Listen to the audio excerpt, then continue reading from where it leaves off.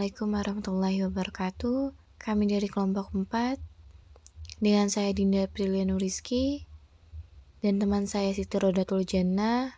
Kami akan membahas PPT tentang pengaruh lingkungan terhadap perusahaan. Yang pertama adalah pengertian lingkungan bisnis. Lingkungan bisnis adalah jumlah total orang, organisasi, dan kekuatan lain yang berada di luar kekuatan industri, namun dapat mempengaruhi produksi. Lingkungan bisnis juga berarti kumpulan faktor internal dan eksternal yang mempengaruhi operasional perusahaan seluruh fasilitas tempatnya beroperasi. Yang selanjutnya adalah pengertian faktor internal.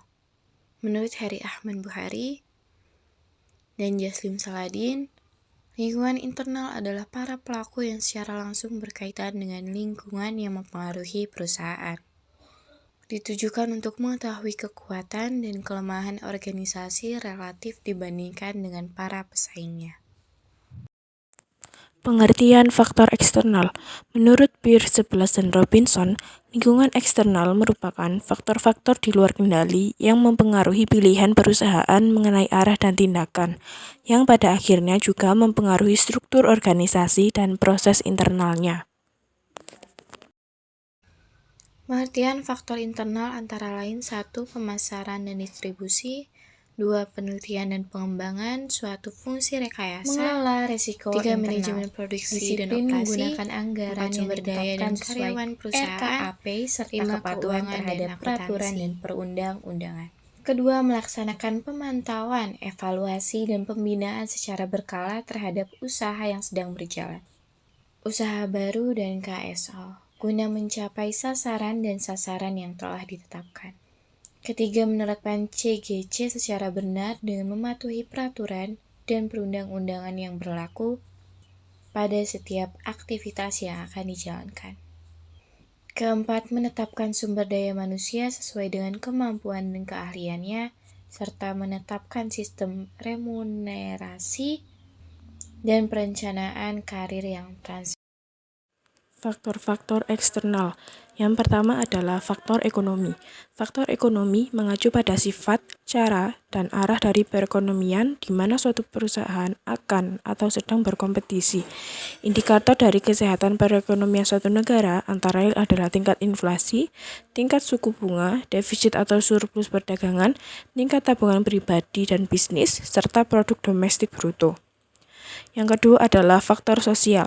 Faktor sosial yang mempengaruhi suatu perusahaan mencakup keyakinan, nilai, sikap, opini yang berkembang, dan gaya hidup dari orang-orang di lingkungan mana perusahaan beroperasi. Faktor-faktor ini biasanya dikembangkan dari kondisi kultural, ekologis, pendidikan, dan kondisi etnis. Yang ketiga adalah faktor politik dan hukum. Faktor politik dan hukum mendefinisikan parameter-parameter hukum dan bagaimana pengaturan perusahaan harus beroperasi.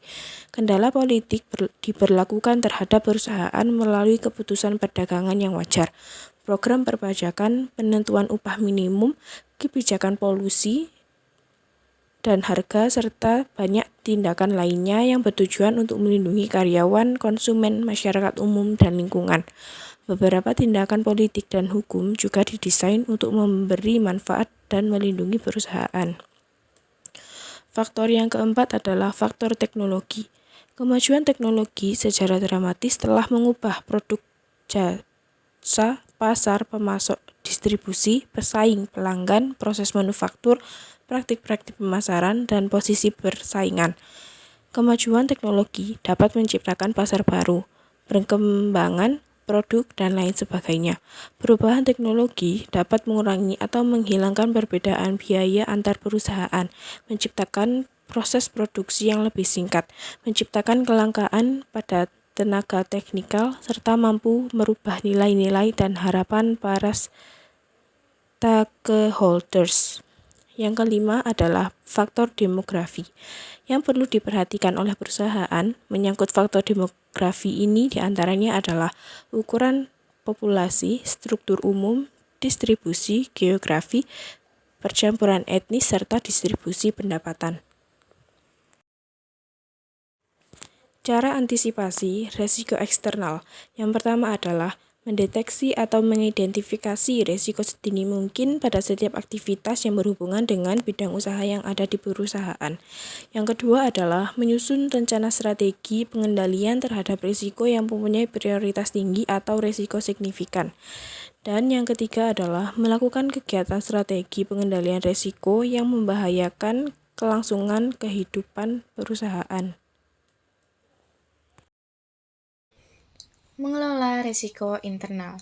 Disiplin menggunakan anggaran yang ditetapkan sesuai RKAP serta kepatuhan terhadap peraturan dan perundang-undangan.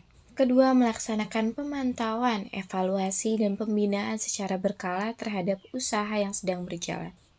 Usaha baru dan KSO, guna mencapai sasaran dan sasaran yang telah ditetapkan. Ketiga, menerapkan CGC secara benar dengan mematuhi peraturan dan perundang-undangan yang berlaku pada setiap aktivitas yang akan dijalankan. Keempat, menetapkan sumber daya manusia sesuai dengan kemampuan dan keahliannya, serta menetapkan sistem remunerasi dan perencanaan karir yang transparan. Sekian dari kami. Assalamualaikum warahmatullahi wabarakatuh. Yang terakhir, jangan lupa sahabat-sahabat sekalian, like, comment, share, serta subscribe-nya, karena bagaimanapun semuanya sangat kami butuhkan. Bye-bye.